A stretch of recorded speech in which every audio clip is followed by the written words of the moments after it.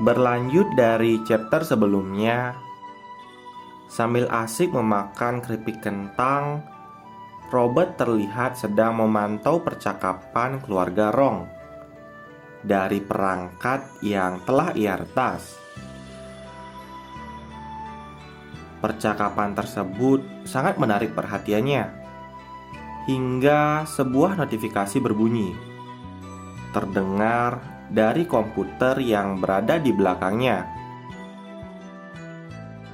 Notifikasi tersebut merupakan informasi mengenai seseorang yang masuk level 10 tengah berada di sekitarnya. Seseorang yang masuk kategori level 10 ini merupakan seseorang dengan bakat yang luar biasa. Tentunya itu dicari-cari untuk dapat bergabung ke dalam Eternal Club yang dimiliki oleh Luli. Seseorang tersebut terdeteksi di sekitar ibu kota. Saking terkejutnya, Robert sampai tidak bisa memalingkan pandangan dari komputer itu. "Ya Tuhan, kita mendapat jackpot," katanya dengan serpihan keripik yang masih menempel di mulutnya. "Ya elah, bersihin dulu ngapa tuh keripik." Di dalam komputer tersebut sudah muncul profil dari orang yang dimaksud. Ia adalah Tang Zaorui dengan usia 102 tahun. Beliau merupakan profesional di bidang biologi, virologi, dan imunologi, serta berasal dari kerajaan Celestial. Namun kini kondisinya sedang berada di ranjang kematian di Rumah Sakit Universitas Komunikasi Ibu Kota Rujin. Setelah membaca informasi itu, Robert langsung berteriak dan berlari ke arah depan menemui Luli. Bos, kita telah mendapatkan jackpot," kata Robert. Ketika mendapat informasi tersebut, Luli juga kaget kalau dirinya akan bertemu orang seperti itu. Seseorang yang pernah meninggalkan kehidupan yang nyaman di luar negeri dan kembali ke kerajaan Celestial, mendedikasikan seluruh hidupnya untuk kemajuan bidang biologi. Berdasarkan seberapa besar kontribusinya pada bidang biologi, virologi, dan imunologi, bisa dikatakan bahwa semua siswa yang mempelajari bidang ini adalah setengah muridnya. Banyak banget ya. Setelah membaca biografi tentang guru besar itu, Luli meminta Robert dan Psalm untuk melengkapi seluruh detail yang diperlukan, karena dirinya akan secara pribadi menemuinya di rumah sakit.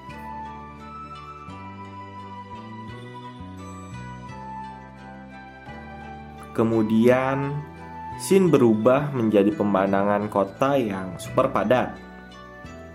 Di tengah kota tersebut, terdapat sebuah rumah sakit mewah, tempat guru tersebut dirawat.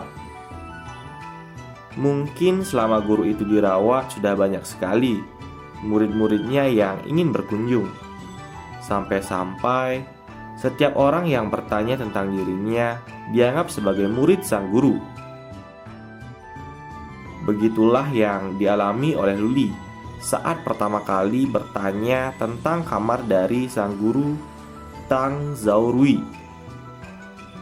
Ia langsung disangka sebagai murid dan guru, serta langsung diarahkan untuk menemui teman-temannya yang lain. Namun sayang, saat itu kondisi dari guru Tang sedang tidak cocok untuk ditemui.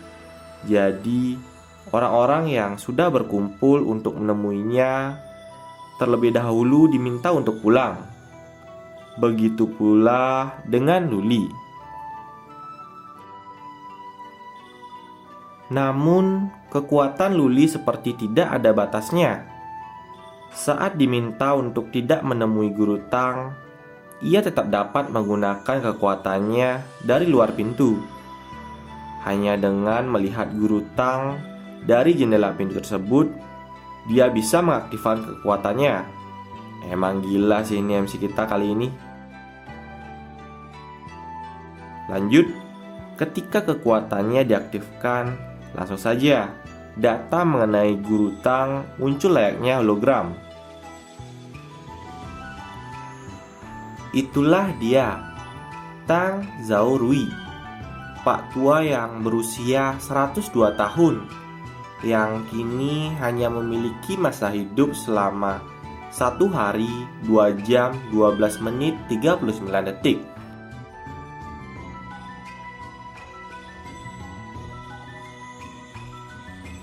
Melihat kondisi Pak tua tersebut, Luli merasa kalau seseorang yang hebat seperti dia seharusnya tidak mati begitu saja di sini. Tidak masalah, itu untuk kepentingan pribadi atau untuk dunia. Intinya, Luli masih ingin ia hidup.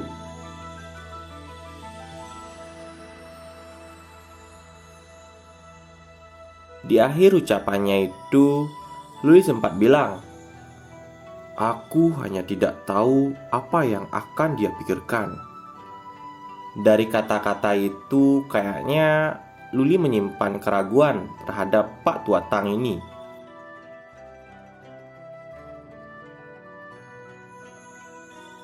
Jam menunjukkan pukul 3, dan saat itu suasananya tengah gelap.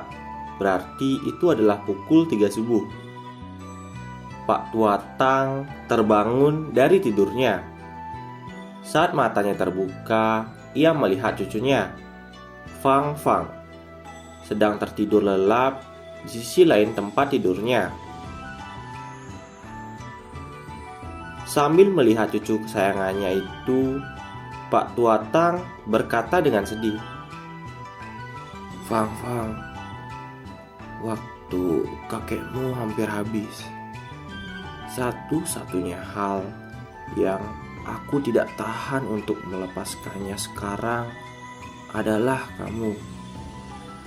Kemudian sambil mengelus halus kepala Fang Fang, ia melanjutkan perkataannya,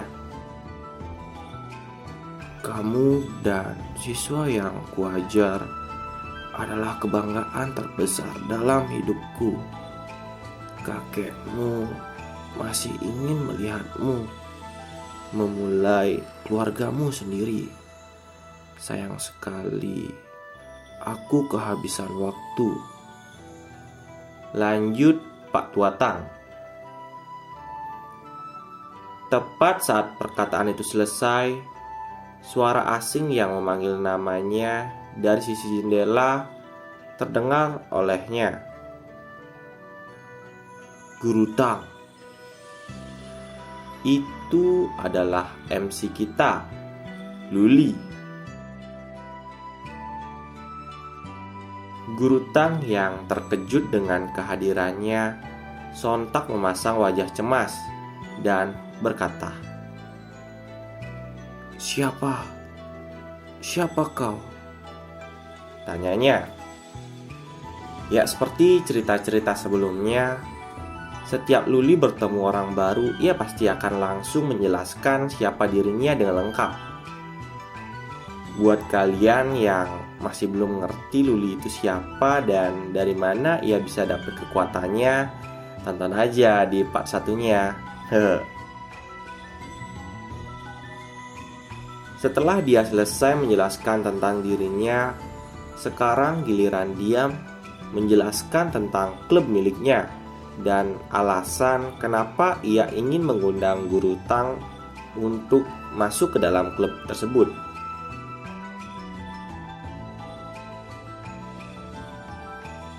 Sangat mengejutkan ketika Luli mengundangnya untuk masuk ke dalam klub. Guru Tang langsung menyetujuinya tanpa berpikir lama. Namun demikian, ada syarat yang harus dituruti oleh Luli jika ingin Guru Tang masuk ke dalam klubnya. Syarat itu adalah Guru Tang tidak mau jika Luli melibatkan dirinya ke sesuatu yang bertentangan dengan negara atau orang-orang. Mungkin Guru Tang nggak mau kalau dirinya disuruh untuk korupsi gitu. Atau mungkin ngebunuh orang juga sih. Lanjut, bahkan saking seriusnya, Guru Tang lebih memilih mati daripada harus melakukan hal tersebut. Dan Luli pun menerima syarat itu dan berjanji akan menurutinya.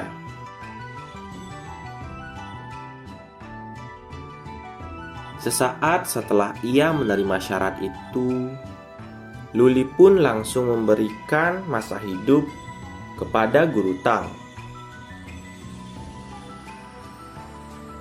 Seketika, mata Guru Tang mengeluarkan cahaya kuning yang menyinari seluruh ruangan tersebut. Setelah cahaya tersebut perlahan mulai menghilang, Guru Tang terduduk di kasurnya. Ia merasa kondisi tubuhnya jauh lebih baik dari sebelumnya.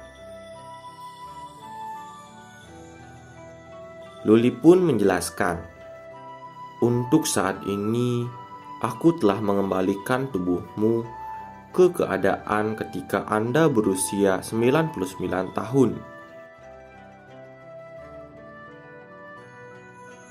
Selain itu, Luli juga memberikan peringatan kepada Guru Tang kalau dia harus membuat identitas yang baru. Karena kalau dia masih pakai identitas yang sekarang, orang-orang bakal kaget dan curiga pasti sama dia, guys." Gimana ceritanya coba? Kakek tua renta yang dikabarkan sudah mendekati ajalnya tiba-tiba bisa kembali bugar seperti beberapa tahun sebelumnya. Kan aneh banget kan ya? Mengerti dengan peringatan dari Luli, Guru Tang pun segera merencanakan sesuatu untuk memalsukan identitasnya agar bisa bergabung ke dalam klub Eternal. Ketika percakapan di ruangan tersebut berakhir, Luli pun beranjak meninggalkan ruangan. Namun sebelum itu, Guru Tang mengingatkan Luli sekali lagi untuk mengingat janjinya tersebut. Dengan santai, Luli menjawab bahwa ia akan menepati janjinya tersebut.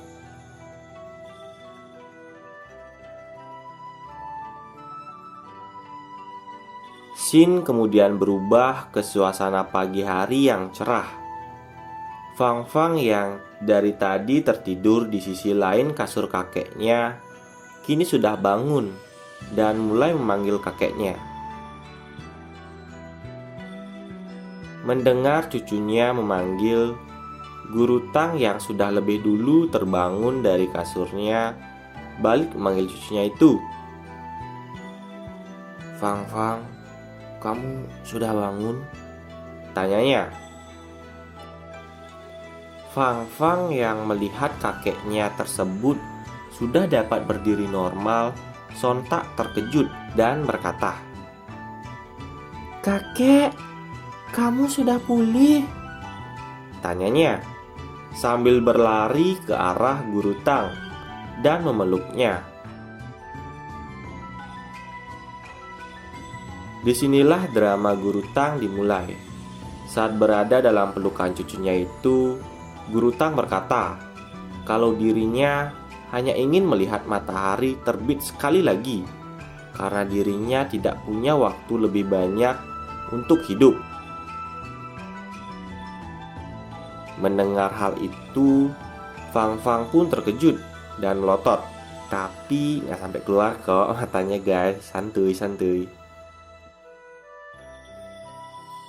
Merasa tidak percaya dengan perkataan kakeknya, ia mencoba bertanya sekali lagi. Bagaimana mungkin? Lihatlah dirimu, apa kakek belum pulih? Tanyanya. Kemudian ruangan sepi sejenak. Dua orang yang saling tatap kini terdiam. Tiba-tiba Fang Fang menyadari sesuatu. Jangan bilang itu terminal lucidity, katanya terkejut. Nah, sekedar info aja nih guys. Terminal lucidity itu semacam kondisi ketika seseorang tampak sehat kembali sebelum wafat. Kayak gitu sih. Tapi nggak semua orang ya yang mau meninggal itu mengalami terminal lucidity ya.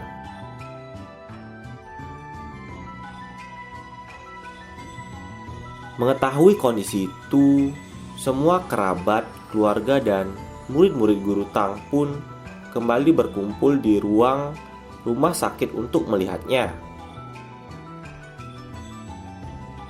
Layaknya seseorang yang akan menemui ajalnya, guru Tang mulai berbicara tentang warisan. Warisan itu akan disisihkan untuk anaknya, tetapi sisanya harus disumbangkan ke yayasan penelitian khusus. Dan sisanya lagi akan disumbangkan ke Miming.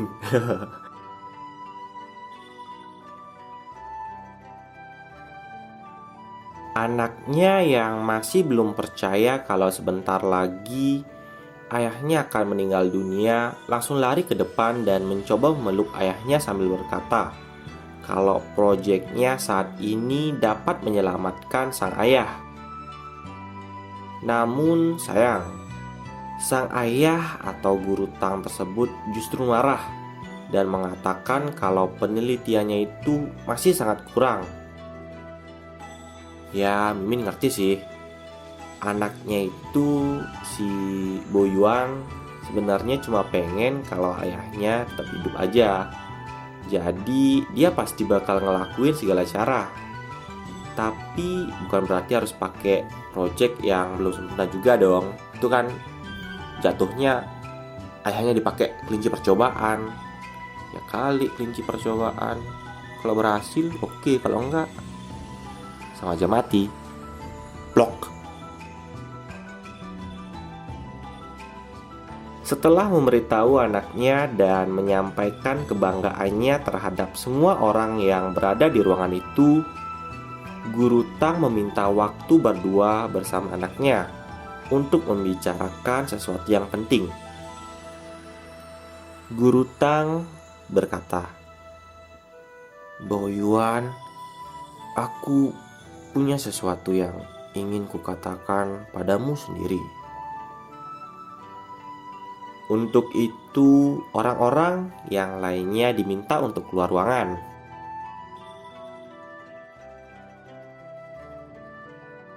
Kini, di ruangan tersebut hanya ada Boyuan dan ayahnya. Boyuan lantas bertanya kepada ayahnya, Ayah, apa yang ingin kau katakan padaku? Guru Tang langsung dengan tegas mengatakan, Aku ingin kau menyelesaikan prosedur pemulangan dan pergi temukan paman Jinmu dan minta dia memasukkan sertifikat kematian. Mendengar permintaan ayahnya itu, langsung saja Boyuan kaget dan bertanya, Apa? Ayah, apa maksudmu? Tanya Boyuan. Namun sang ayah tidak menghiraukannya dan lanjut memberitahu permintaan selanjutnya. Aku juga ingin kau membawaku ke kota asal kita. Seseorang akan menungguku di sana. Mulai hari ini, tidak peduli siapa yang bertanya, beritahu mereka aku sudah dikremasi. Cedek. Bukan main emang nih Guru Tang. Selain ilmuwan terkenal, kayaknya juga pemain sinetron. Settingannya banyak bener. Anaknya yang masih bingung terus bertanya tentang permintaan ayahnya itu. Namun sang ayah tetap bersikeras tidak ingin menjelaskannya dan meminta anaknya untuk melakukan saja semua yang ia katakan setelah keluar dari ruangan itu. Kemudian anaknya pun menyanggupi hal tersebut tanpa bertanya lagi.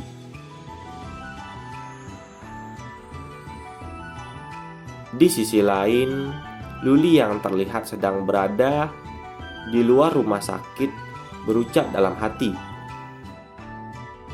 untuk generasi masa depan senior Tang, tidak peduli prestasi apa yang akan kau miliki di masa depan, senior Tang akan selalu mengawasimu dari beberapa sudut dunia ini, tapi bukan dari surga, dan jelas bukan dari neraka.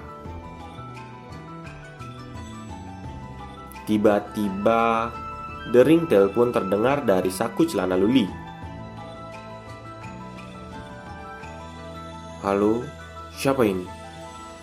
Tanya Luli terlebih dahulu. Ternyata itu adalah kenalannya, si Dahai. Kalau kalian lupa, itu adalah bapak supir taksi yang dulu di chapter awal pernah menjual masa hidupnya kepada Luli. Keperluan ia menelpon Luli adalah untuk mendapatkan beberapa uang untuk anaknya. Kalau dilihat sih, ini orang kayaknya udah tua karena rambutnya sedikit putih dan tangannya juga berkeriput. Tapi ada apa dengan anaknya? Itu masih menjadi sebuah misteri. Kemudian mereka pun bertemu di sebuah kafetaria. Luli pun memanggil Nyonya Chen untuk duduk dekat dengannya. Luli mengaktifkan kemampuannya seperti biasa. Meskipun kelihatan cukup tua, Nyonya Chen ini masih berusia 45 tahun dan memiliki masa hidup 18 tahun lamanya. Ternyata Nyonya Chen ini bertransaksi dengan Luli untuk mendapatkan uang yang ia bisa pakai untuk menyekolahkan anaknya. Mimin sedih sih lihat yang kayak begini gitu kan. Jadi buat kalian para pendengar Mimin, kalau udah bisa disekolahkan oleh orang tua, alangkah baiknya untuk menunaikan kewajiban kita sebagai siswa ataupun mahasiswa, sehingga itu akan memberikan rasa bangga pada orang tua kita. Untuk meyakinkan Nyonya Chen, Luli pun memperlihatkan kekuatannya yang mempercepat waktu hingga 100 kali lipat.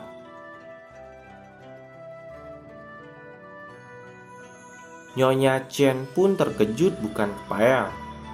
Ini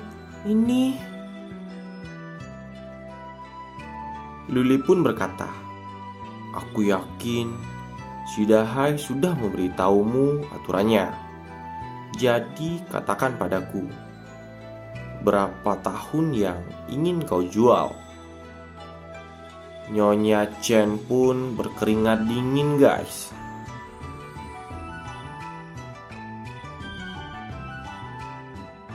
Ia memberikan alasan ingin menjual waktunya kepada Luli.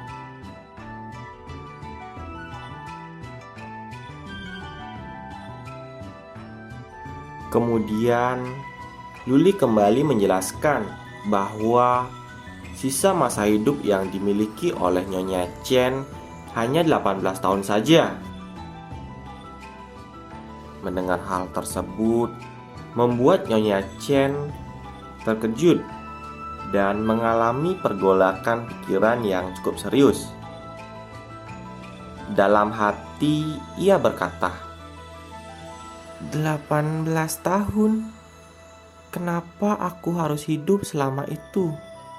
Selama aku bisa melihat Kai-Kai memulai sebuah keluarga dan menggendong cucuku, itu sudah cukup. Aku tidak boleh membiarkan Kai-Kai menjalani kehidupan menyedihkan yang sama denganku. Wih, Mimin jadi sedih nih bacanya. Cuma orang tua yang mau memberikan hidupnya dengan ikhlas ke kita. Ingat itu guys ya. Oh ya, BTW Kai-Kai ini itu nama anaknya ya. Akhirnya Nyonya Cheng pun memutuskan untuk menjual 10 tahun masa hidupnya kepada Luli.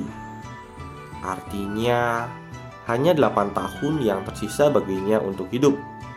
Entah apakah 8 tahun masa hidupnya itu akan ia habiskan dengan sakit-sakitan atau tidak. Tapi ini pengorbanan terbesar seorang ibu. Setelah transaksi selesai, Luli memberikan uang kesepakatan tersebut kepada Nyonya Chen. Yang mana hal tersebut membuat Nyonya Chen sangat senang dan langsung menelpon anaknya sambil meninggalkan Luli.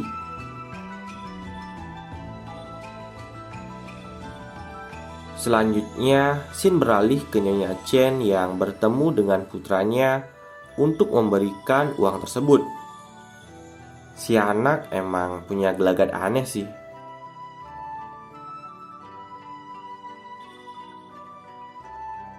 Ketika ia pergi setelah menyerahkan uangnya, si anak pun segera menelpon teman-temannya. Halo, panggil saudara-saudara. Ayo cari tempat untuk berpesta malam ini. Tuan muda ini akan membayar tagihannya. Sayang sekali anaknya ini emang agak dajal ya. Bukan sih, emang udah dajal. Karena ibunya menjual sisa hidupnya loh untuk keperluan anaknya, tapi malah dipakai buat foya-foya gitu, bukan buat yang bener gitu. Kalau misalkan ketemu orang kayak gini, mau diapain nih? Digoreng kah? Disayurin kah? Ditumbuk kah? Atau jangan-jangan salah satu di antara kalian ada yang kayak gini? Turu, mending turu dah.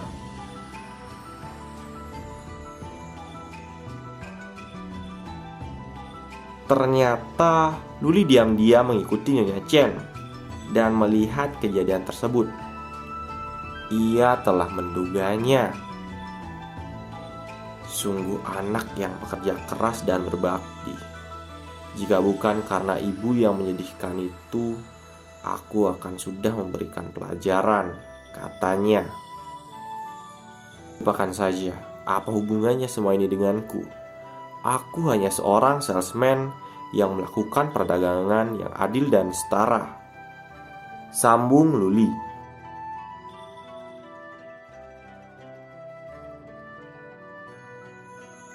Xin kemudian beralih ke Tuan Tang atau Guru Tang, si profesor yang tengah dalam perjalanan kembali ke kampung halamannya. Tuan Tang kelihatan cukup sedih. Ia telah memutuskan untuk meninggalkan segala bentuk hubungannya dengan kehidupan sebelumnya. Ketika ia tiba di rumah, ia pun disambut hangat oleh keluarga maupun beberapa muridnya yang nampak begitu sedih dan histeris.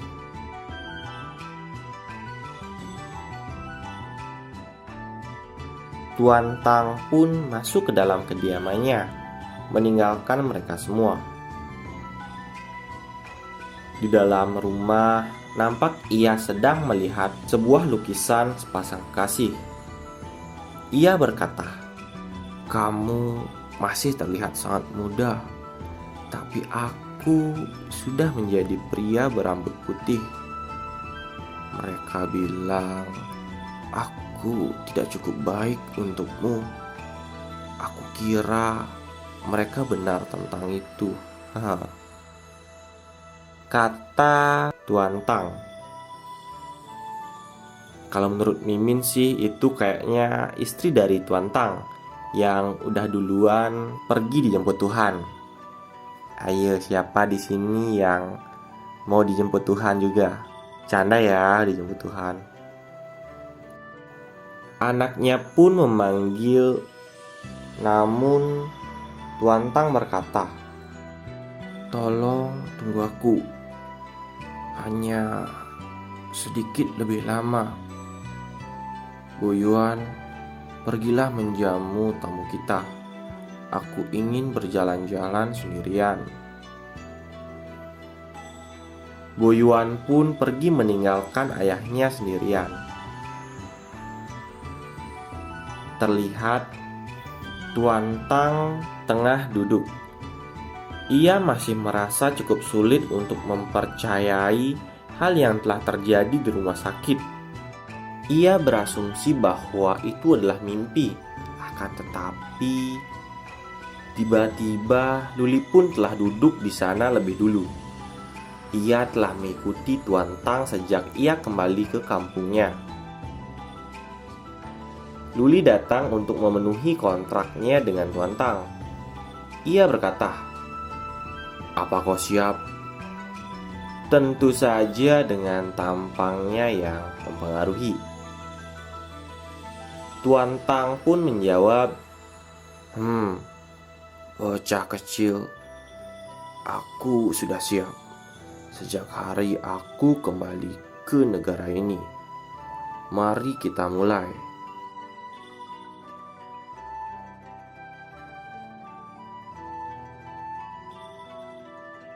Sim beralih ke cucu Tuan Tang yang datang membawakan obat kepadanya. Akan tetapi ruangan tersebut telah kosong. Ia pun histeris karena mendapati bahwa hanya tongkat Tuan Tang yang tersisa. Ia bergegas memanggil paman dan bibinya. "Kakek, dia menghilang," katanya. Mereka bergegas keluar rumah dan berusaha mengejar Tuan Tang. Di sebuah ladang gandum, Tuan Tang terdiam dan menoleh ke belakang ke anak dan cucunya yang telah menangis-nangis. Ia tersenyum dan melanjutkan perjalanannya. Seakan-akan ia telah meninggalkan segala hubungannya sebelumnya.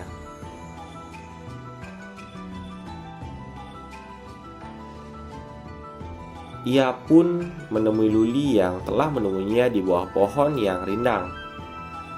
Dan inilah dia, anggota 004, si ahli logika dengan peringkat karyawan 10 yang telah terdaftar secara resmi sebagai kepala Departemen Biokimia Klub Eternal untuk membantu Luli mewujudkan impiannya.